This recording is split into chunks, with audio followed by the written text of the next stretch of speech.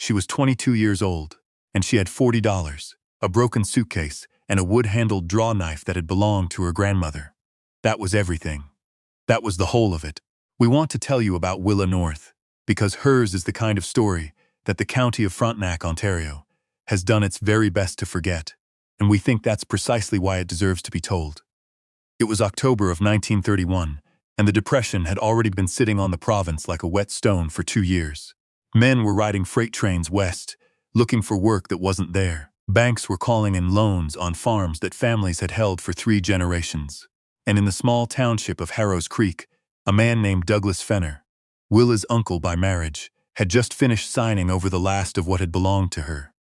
The property had been her grandmother's. Ada Northe had built it with her own hands, or near enough. She'd hired the framing out, but done the interior work herself, the cabinetry, the window casings, the carved newel post at the bottom of the staircase that every person who visited the house stopped to touch without quite knowing why. Ada had been a woodworker of uncommon skill, taught by her own father, who had come over from the Orkneys with nothing but a tool roll and a stubbornness that apparently passed cleanly down the bloodline. When Ada died, she left the house and the half-acre lot to Willa, her only grandchild, because Willa was the only one who had ever shown any interest in the work. The two of them had spent years in Ada's back shed together, the old woman guiding Willa's hands along the grain of basswood and cherry, teaching her to listen to what the wood was saying before she decided what it wanted to become. Douglas Fenner had been Ada's son-in-law, married to Willa's Aunt Ruth, who had died of pneumonia 3 winters before. He had no legal claim to the property. Willa knew that.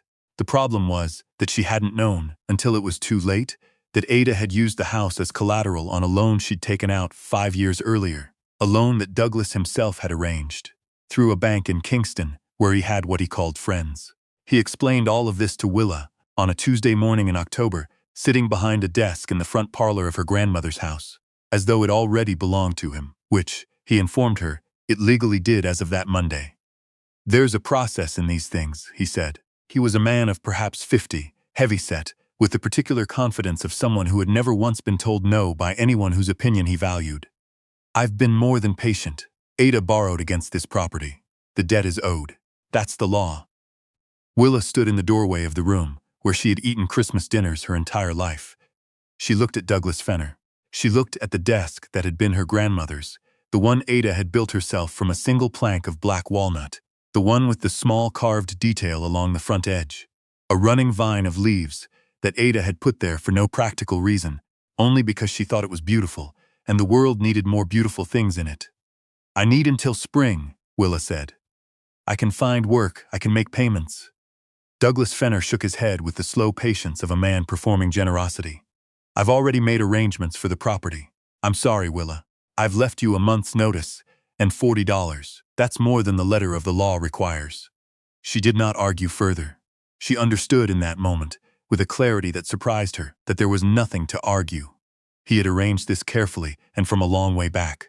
The outcome had been decided before she walked into the room. She went upstairs and packed her grandmother's suitcase. The old brown one with the broken latch that had to be held shut with a length of twine. She took her clothes, a bar of soap, a box of matches, the photograph of Ada standing in front of the shed, and the draw knife. The draw knife was the first tool Ada had ever put in her hands. Two-handled, with a curved blade, it was the tool for roughing out a shape, for taking something raw and beginning to find what it was.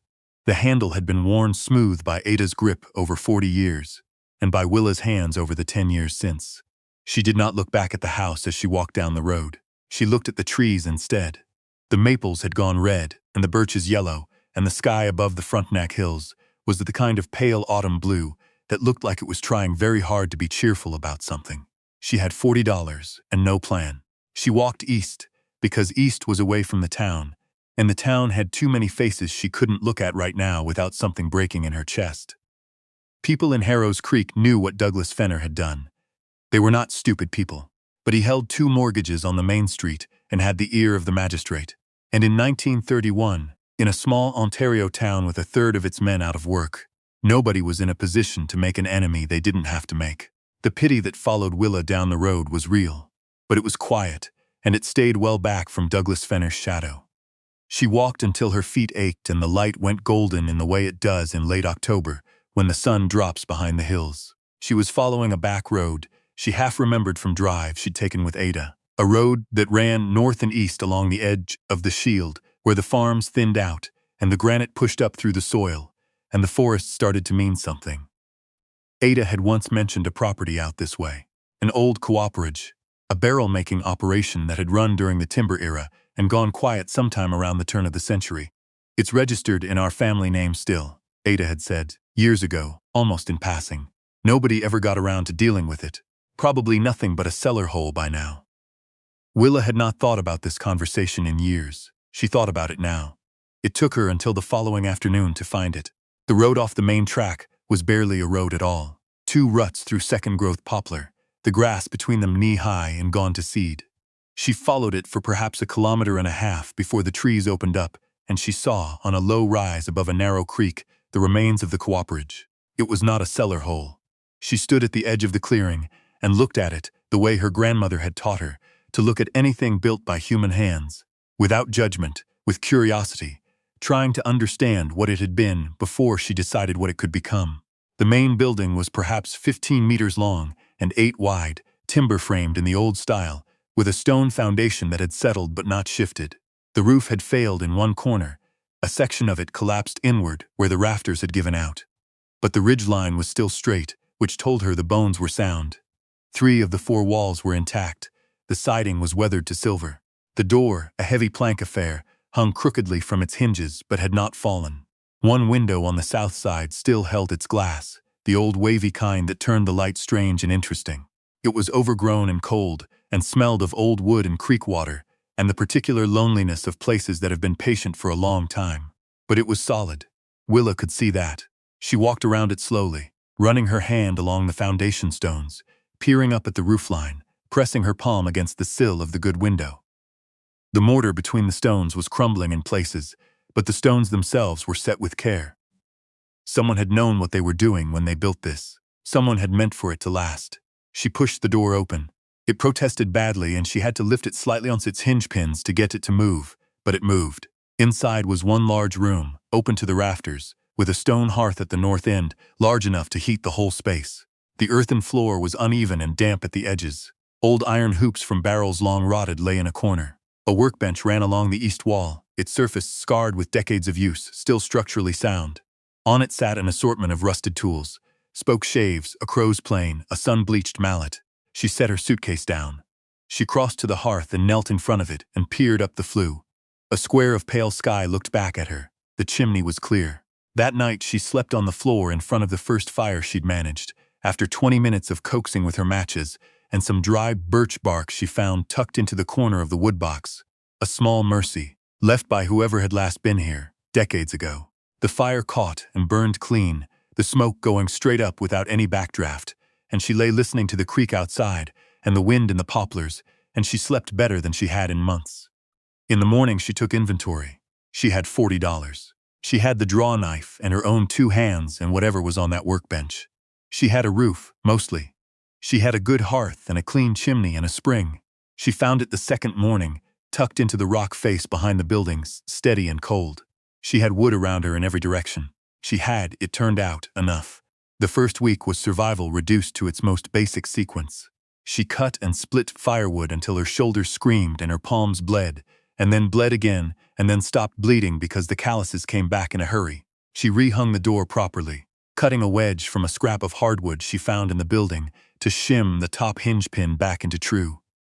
She patched the collapsed section of roof with poles cut from the poplar stand and covered them with cedar bark stripped in long sheets. It wasn't beautiful, but it turned the rain, and that was what mattered in October. She found the food problem before the food problem found her. She had brought what she could from the house. A small amount of oatmeal, some dried beans, a tin of lard, but it wasn't enough to last. So she did what Ada had always said a woman with a skill could do. She traded the skill. There was a farm 2 kilometers down the main road, a family named Gallant, Estelle, and her husband Rowan, who was in the early stages of the chest trouble that would eventually claim him, though nobody wanted to say that out loud yet. Willa walked to their door and introduced herself, and asked if they needed any wood repair work done in exchange for a share of the root cellar. She showed Estelle Gallant the draw knife, which was the kind of tool a serious woodworker owned, and explained what she could do with it. Estelle Gallant looked at her for a long moment. She was a woman in her 50s, with a face that had been weathered into a kind of permanent watchfulness, the look of someone who had learned to assess a situation before committing to it. "I have a kitchen door that's been sticking for 3 years," she said. Willa fixed the kitchen door in an afternoon. She also fixed a warped drawer in the sideboard, and the cracked spindle on Estelle's rocking chair, and she split a cord of wood that had been sitting in rounds in the yard since spring.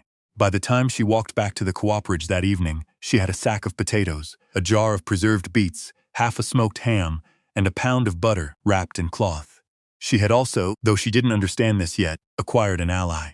What Estelle Gallant said to her neighbors in the following days was her own business, and she kept it quiet in the way that competent women often do. But things began to happen. A boy of perhaps 12 appeared one morning at the cooperage door with a dozen eggs and his mother's question about whether Willa could look at a cabinet hinge that had pulled free of the frame. An older man named Cecil Prudhomme, who was not related to the Desmond Pruitt on the list of names she'd been told to avoid, he was quite distinct, came with a wagon load of split maple he said he had more of than he needed. He made this offering with the sideways dignity of a man doing charity while pretending he isn't, and Willa accepted it the same way. She was establishing herself. She did not plan it that way. It happened because she was good at what she did, and she did not overcharge and she did not complain, and in hard times, those qualities travel. But it was in the second week, while she was cleaning and cataloging the old tools on the workbench, that she found the thing she was not looking for. The workbench was a massive piece of furniture, built into the east wall, probably part of the original construction, with a deep shelf running along the back, and a row of wooden drawers along the front. She had already opened the drawers and found the usual accumulation of old things: bent nails, a broken folding rule, some dried-up caulking material, a stub of candle. She had cleaned and sorted and set aside what might still be useful. It was the shelf at the back that she'd been neglecting, because it was deep and shadowed, and there seemed to be nothing on it but a layer of sawdust and mouse droppings. She was clearing it out with a folded rag when her hand hit something solid that she hadn't seen. She reached back further and found, tucked hard against the wall, behind a false back panel, she'd assumed was simply the wall itself. A panel that gave slightly when she pressed it, then released. A narrow space, perhaps 20 centimeters deep, running the full length of the bench. Inside this space, resting on the original wood of the shelf, were 2 items. The first was a tin deed box, the kind with a clasp and a lock, the lock long since rusted solid. The second was a flat package wrapped in oilskin and bound with waxed cord. Willa sat back on her heels and looked at both of them for a long time. The cooperage, she knew, had been part of a larger timber operation. The whole area around Harrow's Creek had been bush country in the 1880s and 1890s. White pine country, the kind of timber that built the Navy and built the cities, the kind of timber that made men very rich very quickly until it was gone. A cooperage out here would have been part of that supply chain, making the barrels for salted fish and potash and turpentine. It would have had money moving through it, accounts, contracts, agreements. She tried the lid of the deed box. It didn't budge. She set it aside and picked up the oilskin package instead, working the waxed cord loose. The oilskin had done its job admirably. Inside, protected by 50-odd years of darkness and good waterproofing, was a sheaf of papers, still legible, still perfectly, damnably legible. The top page was a letter, handwritten in the careful copperplate of someone who had been educated and who wanted to be understood. It was dated September 12, 1897, and it was addressed to whoever might find this, from a man who identified himself as Archibald Northe, her grandmother's father. Willa sat down on the floor of the cooperage, with the letter in both hands. Outside, the October wind moved through the poplars. The fire in the hearth ticked and settled, she read. Archibald Northe wrote that he was the foreman of this cooperage, and had been so for 11 years. He wrote that the cooperage sat on land that had been in the Northe family for 2 generations, granted by the Crown in 1849, and registered in Frontenac County at that time. He wrote that he was hiding these papers because he had reason to believe they would be destroyed if left in the open, because a man named Elias Rook, the agent for the timber company that had leased the cooperage land, had been systematically altering property records in the county registry to extend the company's control over parcels that should have reverted to private owners when their lease terms ended. The land on which Willa's grandmother's house stood, the house Douglas Fenner now possessed, was one of those parcels. She read this slowly. She read it twice. Archibald Northe had been a methodical man. The sheaf of papers behind the letter included a copy of the original Crown grant, dated 1849 with the registration stamp still clear, 3 copies of the original lease agreement between the Northe family and the timber company, showing a 40-year term set to expire in 1901, a set of letters from Elias Rook's company to Archibald, threatening him when he raised questions about the renewal, and most crucially, a copy of the actual county registry entry as it had existed in 1895. Before, Archibald's letter made clear it had been altered, alongside his own notation of what the entry had been changed to say. The alteration was small and specific, a single clause in the property description that transformed a leasehold into a conditional title. The kind of title that could be called in by the leaseholder under certain financial conditions.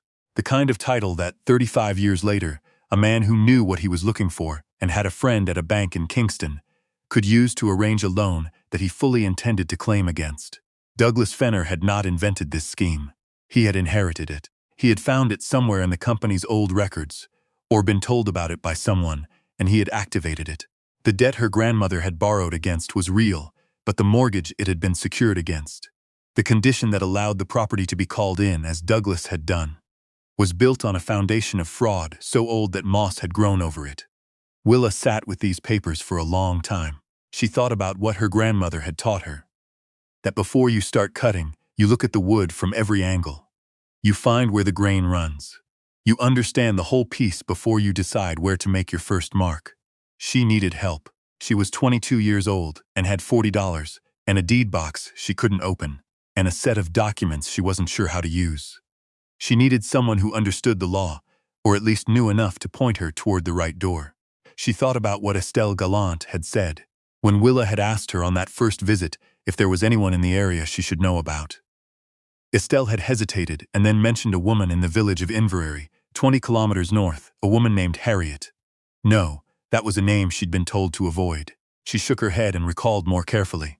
Estelle had said, "There's a woman in Inverary. Her name is Millicent Oak. She was a clerk at the registry office in Kingston for 30 years before she retired up here. She knows every property transfer in this county back to Confederation, I think, and she has no patience for men who try to tell her she's mistaken about anything." Millicent Oak was 81 years old, lived alone in a small clapboard house on Inverary's main street, and opened the door when Willa knocked, with the expression of someone who had been expecting an interruption but was reserving judgment about whether it would be a worthwhile one. Willa showed her the papers. Millicent Oak read them without comment for 25 minutes, while Willa sat in a straight-back chair by the window and tried not to fidget. The old woman read the way Willa's grandmother had worked, with complete attention, with no wasted motion, going back twice when she needed to and not before. When she finished, she set the papers down on the table between them and removed her reading glasses and looked at Willa with an expression that had shifted, just slightly, from assessment into something that might, eventually, become respect. "Elias Rook," she said. "I know that name. I've known it for 60 years. There were questions raised about his company's registry work in 1903, but by then the company was dissolved and the men involved were gone or dead, and there was nothing left to pull on." She paused. "I never knew anyone had documentation. My great-grandfather hid it," Willa said. "He was a careful man. He was a woodworker," Willa said. "He knew how to build things to last." Millicent Oak made a sound that wasn't quite a laugh but was adjacent to one. She picked up the original Crown grant and looked at the registration stamp again. "This is legitimate," she said. "I know what these look like. And this," she touched the altered registry entry and the original side by side. "This is the kind of alteration that, if you can show it to the right person, undoes 30 years of subsequent transactions." She looked at Willa steadily. "That includes the loan. And the property transfer." Willa had understood this in the back of her mind since she first read the letter, but hearing it said by someone who knew, someone who had spent 30 years in the machinery of property law, made it land differently, made it real. "What do I do?" Willa asked. "You let me make 2 telephone calls," Millicent said. "I know a solicitor in Kingston who is both honest and thorough, which, I will tell you, are not qualities that travel together as often as they should. And I know someone at the Provincial Archives who owes me a considerable professional debt. The original registry will have a master copy. If we can show that the master copy matches Archibald's notation rather than the altered version, we have something." She folded her hands on the table. This will not be fast and it will not be quiet, and Douglas Fenner is going to be very unhappy. Yes, Willa said. Does that concern you? Willa thought about the carved vine on the front of her grandmother's desk. She thought about Ada Northe, standing in the doorway of the shed, sawdust in her hair, showing Willa how to angle a draw knife with the grain, rather than against it. She thought about walking down the road in October with $40 and a broken suitcase, and the faces of people she'd known her whole life, going carefully, politely sideways to avoid meeting her eyes. No, she said. It doesn't concern me at all. What followed was not a confrontation. There was no public accusation, no moment of drama in front of witnesses. Millicent Oak did not want drama, and neither did the solicitor she engaged. A quiet, sandy-haired man named Peter Colquhoun, who had the particular gift of knowing exactly which lever to press in a bureaucratic structure to make the whole apparatus turn. The provincial archivist, when presented with Archibald's notation alongside the master copy, found that the master copy matched Archibald. The alteration had been made to the local copy only, presumably when the local registrar had been in Elias Rook's pocket, and no one had ever gone back to check the original. Colquhoun sent a single registered letter to Douglas Fenner's solicitor in Kingston. The letter outlined, with the kind of specific and numbered clarity that lawyers deploy when they want you to understand that they already know exactly how this ends, the precise nature of the fraudulent title on which the loan had been arranged and the property transfer had proceeded. There was no reply to the letter. There did not need to be. What there was, 3 weeks later, was a notice in the County Gazette of a property transfer reversing the previous transaction, filed by a solicitor Willa did not recognize but whom Colquhoun identified as Fenner's man and described as making the best of a bad morning. Douglas Fenner did not leave the county. He was not charged with anything, because the original fraud predated him by decades, and his own culpability was a matter of his having taken advantage of something rather than having arranged it. But Colquhoun had been thorough, and the documents Millicent filed with the registry office were thorough, and in a small township where everybody understood the shape of what had happened. Even if they didn't know the details, Douglas Fenner found that his 2 mortgages on the main street were now held by landlords who discovered reasons to request early settlement, and that his friendship with the magistrate had cooled considerably. In a small community, in hard times, a man's credibility is exactly what he can convince people to lend him, and there is a limit to how much people will lend a man whose schemes have been publicly, bureaucratically, and without dramatics, dismantled by an 81-year-old retired registry clerk and a 22-year-old woman with a draw knife.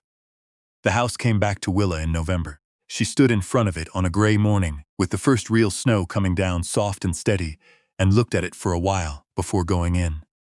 The carved newel post at the bottom of the stairs was still there. Someone had tried to polish it, which was the wrong instinct. Ada had always said the wood wanted to breathe, not to shine, but the carving itself was intact. The vine of leaves ran the full length of the post, each leaf distinct, no two exactly alike. She kept the cooperage, too. She fixed the roof properly over the winter, taking her time with it, doing it right. She had Rowan Gallant's eldest son help her haul up the materials.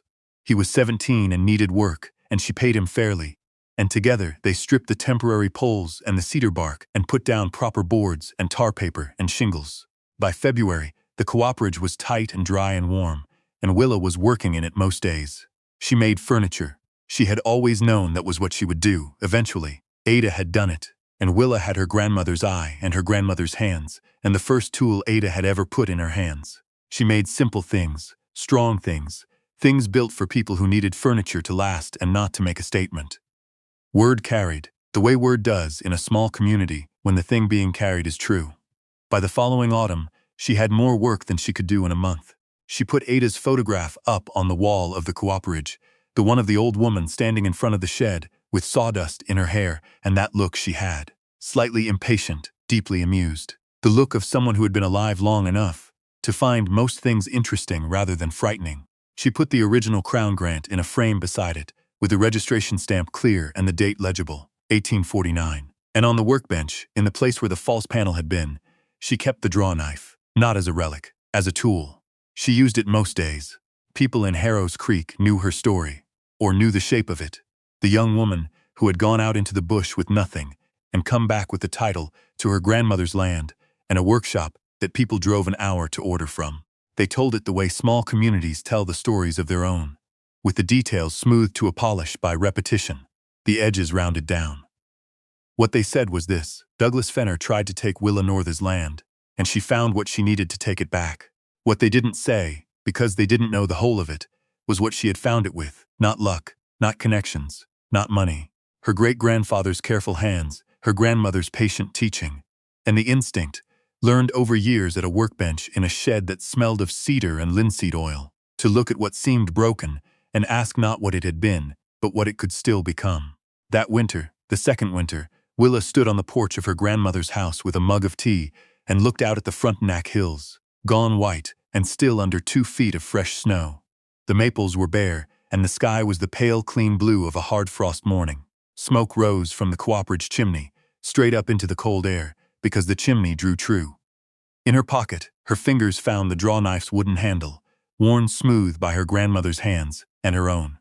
She had come here with $40 and been told to disappear. She thought of what her grandmother had said once, near the end, on a winter afternoon, not unlike this one, when they were sitting by the fire, with their hands finally still after a long day's work.